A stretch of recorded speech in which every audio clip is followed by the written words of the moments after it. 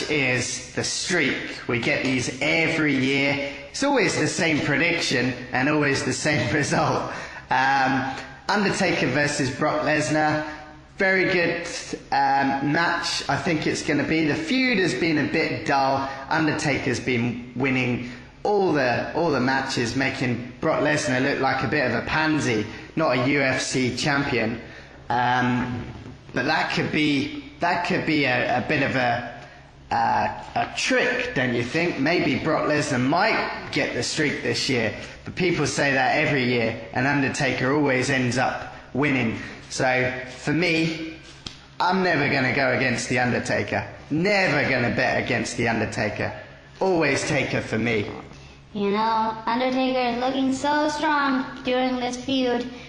It looks like Brock Lesnar's quaking in his little boots there, hiding behind Paul Heyman. It's a bit of a sad case, but I don't know, maybe something interesting's gonna happen and Brock Lesnar's gonna win.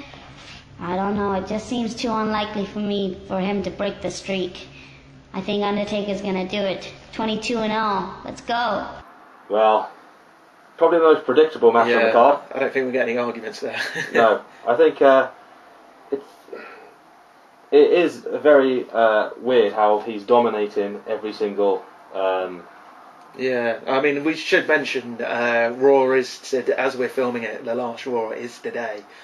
So we haven't seen what happens there. But it's hard to believe, but they can almost do anything to make Lesnar look like he can win because they've made him so weak for so long. Undertaker's got the upper hand every week. Yeah. So even if he absolutely battered him, you still feel it wouldn't be enough. And you know he's not going to absolutely batter him because you know Taker can't take that battering. So I think that's probably one of the reasons why he hasn't had any offense to that extent, because they're probably worried because Lesnar's very physical. If he does something to injure Undertaker, that's screwed up their match. So I can't really remember the last time Undertaker took any bumps before Mania. I think it's been a while. Maybe. Yeah, they normally keep him very, very fresh, but not even any psychological games. I mean, it's looking like a squash at the moment for Taker over Lesnar, which obviously I wouldn't want to see. But yeah, 100% Undertaker's keeping the streak, and I wouldn't be surprised if Sting and Undertaker have a year build. And I say my prediction right now: a year build like the Cena and Rock at the night after 27. I think you usually get the thing of the number comes up on the screen. His WrestleMania score, and then you could see that come up, and then suddenly just go away, and then suddenly it goes dark, and then suddenly Sting's music plays, and he just comes out on the Titantron, kind of stares at him, and then just. And then it goes dark again, and then he's gone. Something like that. Or some people are saying he might turn up on Raw, but I'd personally like to see it at Mania, perhaps. Yeah, I could see that happening though. I could see a year build, but we'll have to wait and see. It's going to be good. Right. On to the next one, guys. And then Daniel Bryan versus Triple H. They might have this early on the card because either one of these guys is going to do double duty on WrestleMania Sunday. So I think Daniel Bryan, he's definitely got to get to the main event. With the year he's had, he's definitely going to be in the main event, and he's going to give Triple H his comeuppance and the authority. But I think there might be a bit of a twist in it. I think Triple H will try and screw Daniel Bryan again, and they'll end up somehow, something will go on. I think Daniel Bryan will win, but I think Triple H, it's really hard to call this one. What do you think, Bellboy, yourself, being a big Triple H fan? I can't call it, but I'd say Daniel Bryan's definitely going to be in this main event.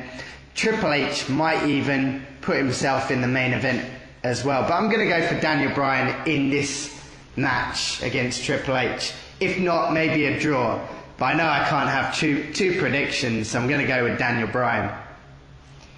Well, I think it's high time that Daniel Bryan had his WrestleMania moment. I mean, WrestleMania 28 in Miami, he had that horrendous match against Sheamus where he lost in 17 seconds. Then last year in New York, New Jersey. He was part of Team Hell No, and that was a pretty understated match too. I think this year is Daniel Bryan's year. The fans want it. The authority does not want it, but I think the fans are gonna overtake the authority in this case. The Yes Movement. I think the Yes Movement's going to prevail, and Daniel Bryan's going to win this match against Triple H. Yeah, like you said with this, it's a possibility this could kick off the show.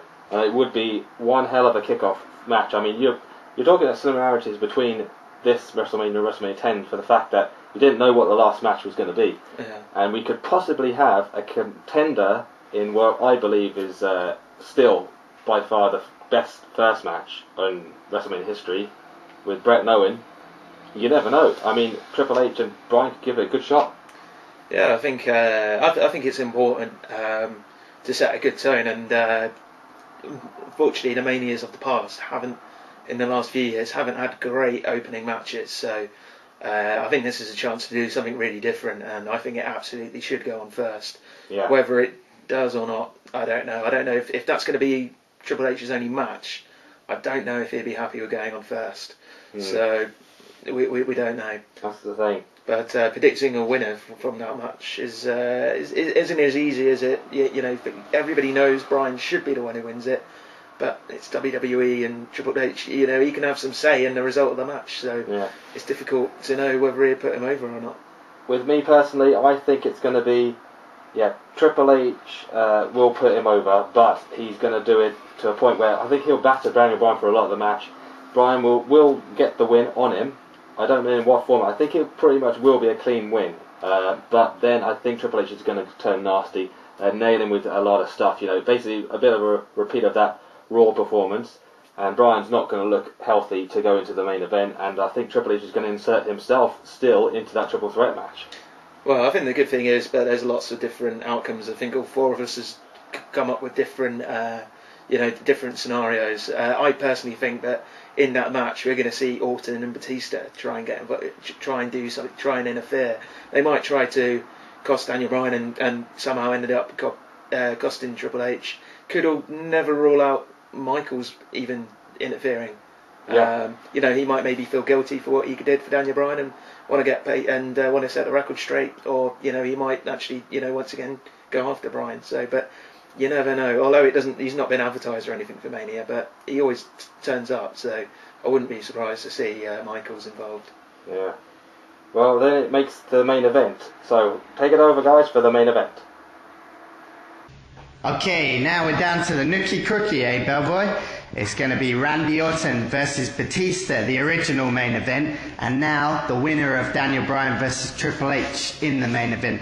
I think somehow this is going to work out as not a triple threat, but a fatal four-way. I think Daniel Bryan and Triple H are going to be in the fatal four-way. I think it's going to be a massive twist if Daniel Bryan doesn't win it, but I think he is going to win it with all 80, 90,000 fans.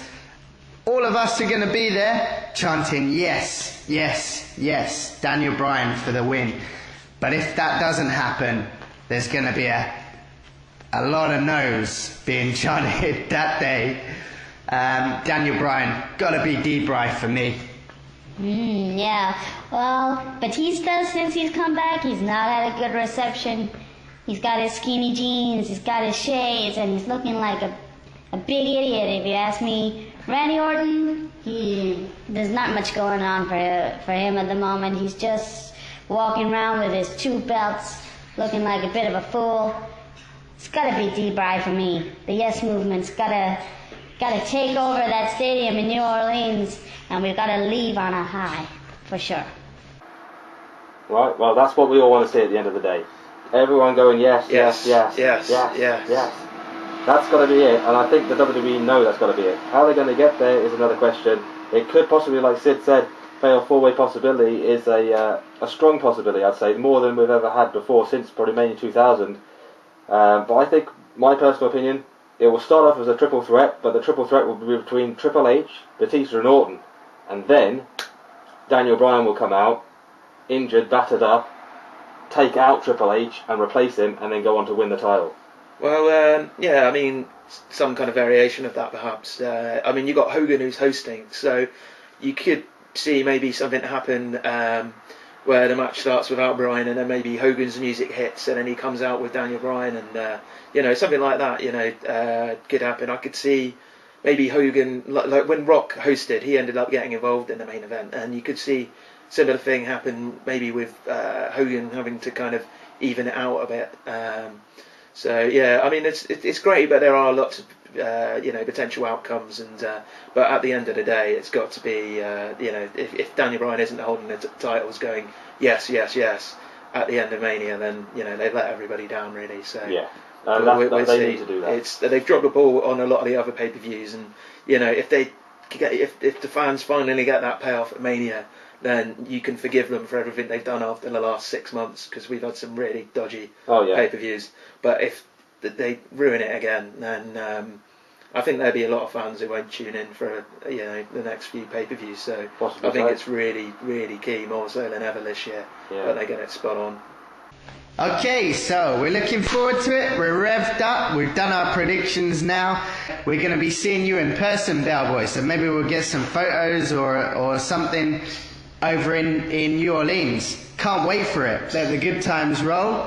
And what do you think, Michelle? Are you looking forward to Mania? Oh, I can't wait. I think it's going to be an absolute blast.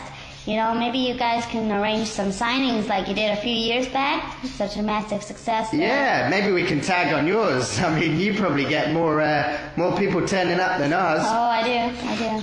Okay, well, it's back to you in the studio, guys. Yeah, and all we've got to say is, what goes on under the hat stays under the hat. Well, that's it though. It's been a great episode, and Sid, Michelle, it's going to be good to catch up back over on American soil. Yeah. It's not long now, a couple of days, and we'll be flying off to NOLA for WrestleMania 30. Sid and myself have done 10 in a row together now. Yeah, unbelievable. After this, so we've made it. We've done it. We've done 10-0, delivering the dream team. Okay, so it's been a pleasure. Thank you, Jack Spider, for once again coming on the show. Yeah. And to Sid and Michelle for being via satellite once again. And from here in the studio, remember, what goes under the hat stays under the hat.